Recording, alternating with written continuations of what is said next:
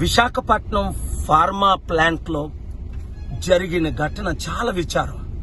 18 మంది చనిపోయారట, 36 మంది. అందుకే సడన్గా ఆంధ్రప్రదేశ్ హైకోర్టు ప్రత్యేక హోదాకి కేసు వేసి సడన్గా విశాఖపట్నం రాత్రంతా ప్రయాణించేసి ఇక్కడికి వస్తే ఏదో మోసం జరిగింది, ఏదో కుతంత్రం జరుగుతుంది. ఈవెన్ హాస్పిటల్లో కూడా పేషెంట్లతో మాట్లాడనివ్వకుండా, పేషెంట్లు పిలిచినా వారి బంధువులు పిలిచినా చెప్పడానికి విన్నా అక్కడంతా సెక్యూర్ చేసి మెడికవర్ హాస్పిటల్లో విశాఖపట్నంలో మాట్లాడకుండా చేస్తున్నారు. ఏం జరిగింది, ఎలా జరిగిందని తెలుసుకోవాలి కదా.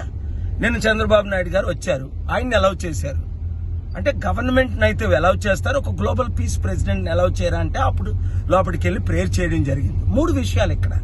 వీరికి న్యాయం జరగాలి అంటే నేను ఆంధ్రప్రదేశ్ హైకోర్టులో పిల్లేసి ఒక్కొక్కరికి ఒక కుటుంబాన్ని విలువెంత, ₹1,00,000, 5 లక్షల, 10 కోట్లు మినిమం నుండి 100 కోట్లు ఇచ్చేటట్టు ఫైట్ చేస్తాను వీరి కొరకు. అలాగే ఈ కుటుంబం కొరకు ప్రేయర్ చేయండి. ఒక కుటుంబ వ్యక్తిని నష్టపోవడం అంటే ఎంత విచారం. మీ ప్రేయర్స్ అవసరం, మీ ఫైట్ చేయడం అవసరం.